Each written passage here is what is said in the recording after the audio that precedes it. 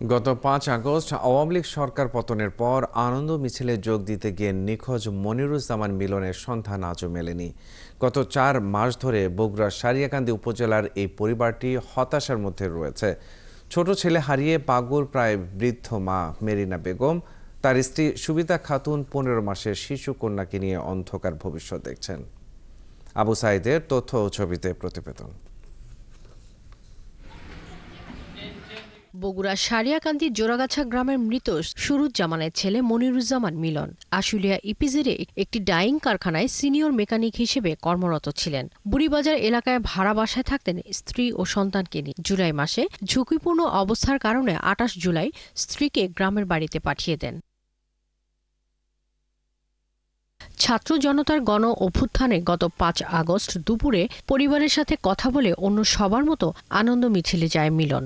সন্ধ্যার পর তার সাথে আর যোগাযোগ করতে না পেরে বিভিন্ন হাসপাতাল, ক্লিনিক, মর্গ, থানা সহ সব জায়গায় খোঁজ করেও তার সন্ধান পাওয়া যায়নি। থানা টানা সবকিছু খুঁজে মিলে তারপরও পাওয়া গেল না। সে পাবো কিনা এই যে একটা নিশ্চয়তা এবং সরকার থেকে যে একটা সুদৃষ্টি, প্রশাসন থেকে একটা সুদৃষ্টি এখন পর্যন্ত তার পরিবার থেকে এখনো কোনো দল, কোনো রাজনীতিক কোনো দল এখন পর্যন্ত পরিবারকে এখন পর্যন্ত কি আসে বলেনি যে যে আসলে কি হলো আপনার সন্তানের, কোথায় গেল।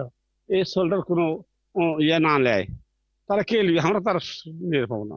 পরিবারের অভিযোগ, কয়েক দফায় আশুলিয়া থানায় অভিযোগ দিলেও তারা মামলা হিসেবে নথিভুক্ত করেনি। ৪ মাস পার হলেও মিলনকে পাওয়া যায়নি। এখন মিলনের স্ত্রী সবিতা খাতুনের প্রশ্ন, কি হবে তার সন্তানের ভবিষ্যৎ।